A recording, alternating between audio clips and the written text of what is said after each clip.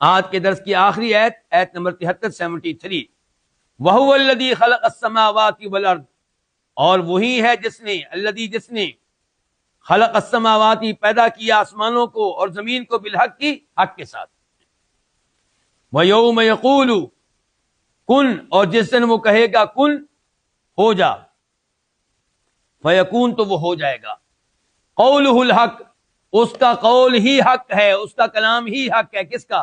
اللہ کا، وَلَهُ الْمُلْكُ اور اسی کے لیے بادشاہت ہوگی، یوم اس دن ينفخ جس دن پھونک ماری جائے گی، پھر سور میں، عالم الغیب والشہادہ وہ، یعنی کہ یہاں مبتدا محذوف ہے ہوا، وہ عالم الغیب والشہادہ غیب اور حاضر کو جاننے والا ہے، وہوا اور وہی الحکیم کمال حکمت والا ہے، الخبیر نہایت باخبر ہے۔ اللہ رب العزت نے یہاں پہ بیان کیا کہ جس اللہ کے سامنے تم نے حاضر ہونا ہے، اس اللہ نے آسمان و زمین کو حق کے ساتھ پیدا کیا۔ کیا مطلب؟ آسمان و زمین کو فضول پیدا نہیں کیا، بے مقصد پیدا نہیں کیا، بغیر حکمت کے پیدا نہیں کیا، بے فائدہ پیدا نہیں کیا۔ آسمان و زمین کو پیدا کیا ہے، اس کے پیچھے کوئی حکمت ہے، کوئی مقصد ہے۔ آسمان و زمین کو پیدا کیا اور زمین کو لوگوں سے آباد کیا، لوگوں کے پاس اپنی شریعت بھیجی، اپنے نبیوں کو بھیجا علیہ السلام، کتابیں نازل کی۔ اس کا مطلب یہ ہے کہ یہاں زمین پہ رہتے ہوئے اللہ کی تعلیمات کے مطابق زندگی گزارنی ہے، اور پھر دوبارہ زندہ کیا جائے گا، حساب کتاب ہوگا۔ اور وہی ہے جس نے آسمان و زمین کو پیدا کیا حق کے ساتھ۔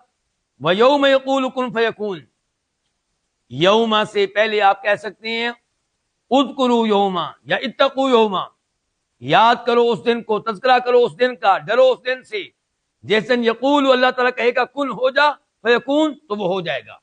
یعنی کہ اللہ کے لیے لوگوں کو پیدا کرنا کچھ مشکل نہیں ہے۔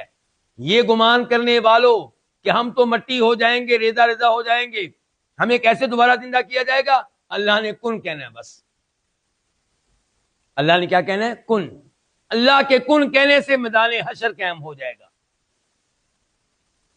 قولہ الحق، اللہ کا کلام سچا ہے، قرآن کی ایک ایک بات سچی ہے، اور یہ بات بھی سچی ہے کہ تمہیں دوبارہ اٹھایا جائے گا، تمہارا حساب کتاب ہوگا، اور اسی کی بادشاہت ہوگی اس دن جس دن سور میں پھونکا جائے گا۔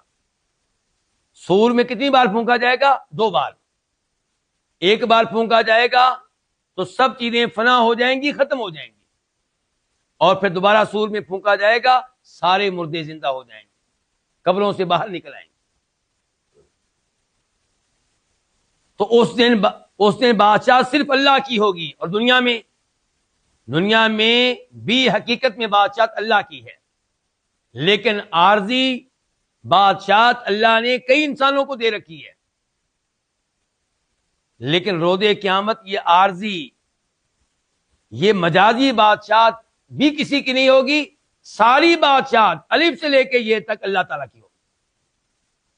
بلکہ اللہ تعالیٰ کہیں گے اس دن لمن الملک اليوم، بتاؤ آج کس کی بادشاہت ہے؟ کوئی بولے گا نہیں، پھر اللہ کی طرف سے آواز آئے گی، کیا؟ للہ الواحد القہار، ایک اللہ کی بادشاہت۔ اسی لیے کہا گیا مالک یوم الدین، وہ مالک ہے کس کا؟ روز جزا کا، کہ اس دن کسی کی عارضی بادشاہت بھی نہیں ہوگی۔ وَلَهُ الْمُلْكُ، اور اسی کی بادشاہت ہوگی اس دن جس دن سور میں پھونکا جائے گا۔